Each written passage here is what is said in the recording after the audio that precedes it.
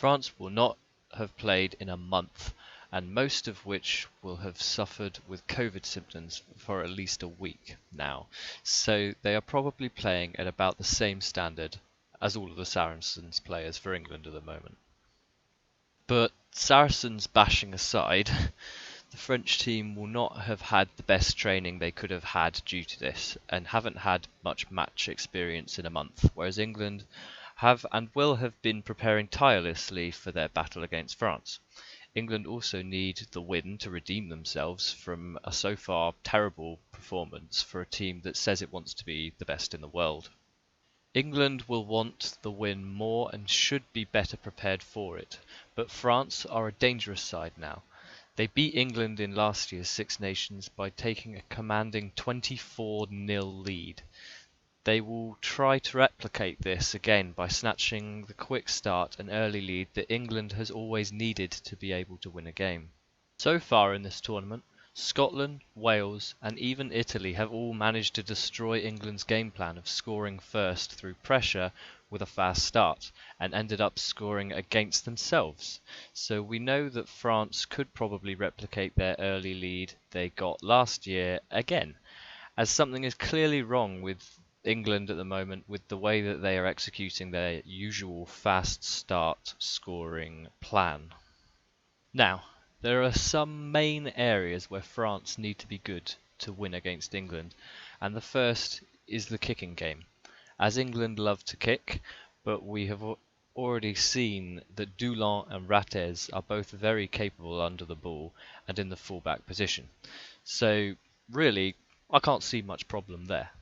The next area they need to be good is the lineouts and scrums. England are a drilled and well-coached side that love set plays. France prefer flair and broken play, relying on the rugby brains of Ntamack, Dupont, Olivon, Ficou and Jalibert. But France have made way in perfecting their technique and discipline. Olivon has been a real leader in this, and guys like Woki are really dangerous in the line out, and Bale and Marchand, I mean, he's a beast in the scrum at the moment, and he is just generally a brilliant ball carrier too, as well as Bamba, who is just a beast for a guy who is only 22. I mean, when Taylor Swift was singing about 22, I don't think this is what she had in mind. Where they may lose their discipline is, of course, Mohamed Hawass. As we know, he has a slight anger issue, and Paul Willemse getting his head in the way of plays again. That might happen, who knows. Now, one area where France really have the advantage is the battle of the number nines. Ben Youngs brings experience, but also a bit of temperament when things don't go his way. He has an ability to pounce on weaknesses when they present themselves, but nowhere near to the extent of the man, the myth, the legend, Faf de Klerk. I mean Dupont. Dupont had a bit of an off game against Ireland, but still managed to not make any blindingly obvious errors. And I mean, they won the game, and even kept up the tempo for quick ball to create tries. Youngs is much slower at the ruck, and so Dupont will obviously have the upper hand there. But what I am really looking forward to seeing is, rather than the battle of 9 on 9, I want to see the battle of 9 on 4. What we have seen all tournament from Itoje is his ability to make the opposition quake in fear when box kicking, or just generally doing anything from the number 9. Itoje has essentially turned into the school bully picking on the smallest guy on the team. Dupont is a very speedy guy, but his box kicking is probably the slowest part of his game, I'd say. Itoje could rattle the best player in the world, as he has to every other number 9 in the tournament so far. Well, apart from Hardy, of course. I mean, he just came on and was amazing for Wales. He had a corker of a game against England. One area where England have a potential to make an impact is actually the bench, I'd say. There are some players we still have not yet seen that can make an impact and a real attacking threat.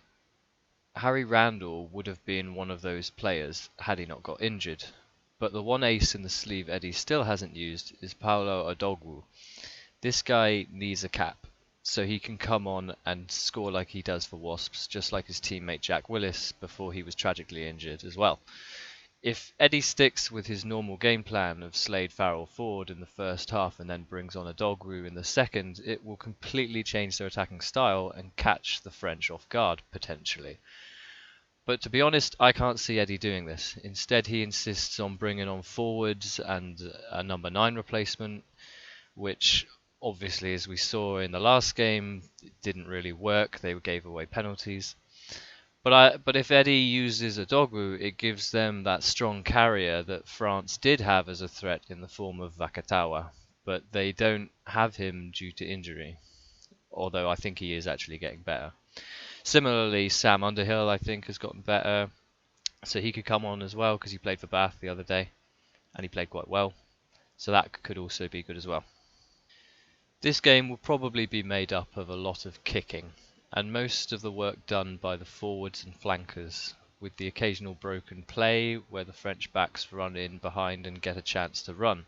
Similarly, if England can go through phases without dropping the ball, Elliot Daly, and giving away a ridiculous number of penalties, Itoje, then we might get to see Ford dismantle the French defence and find lines for the guys to run through like Slade and to make line breaks.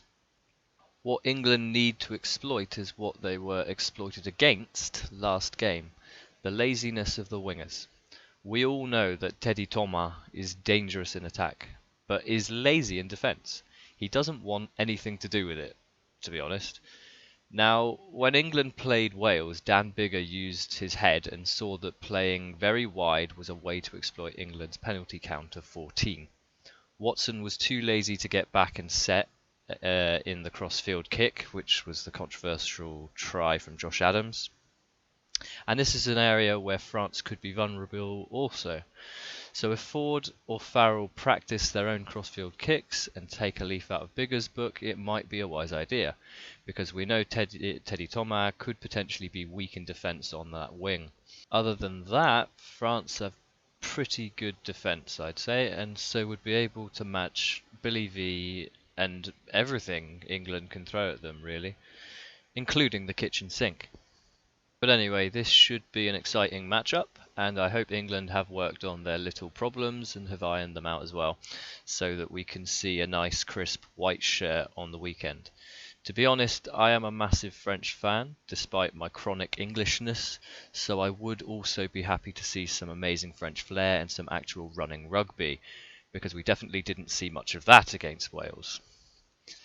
Thank you for watching this video. It's great to have people return to the channel and to watch what I think about the games of rugby that we watch. I don't know that much, but I'm glad I can help some people understand the game. If you want to watch more, just like, comment, subscribe. Thank you.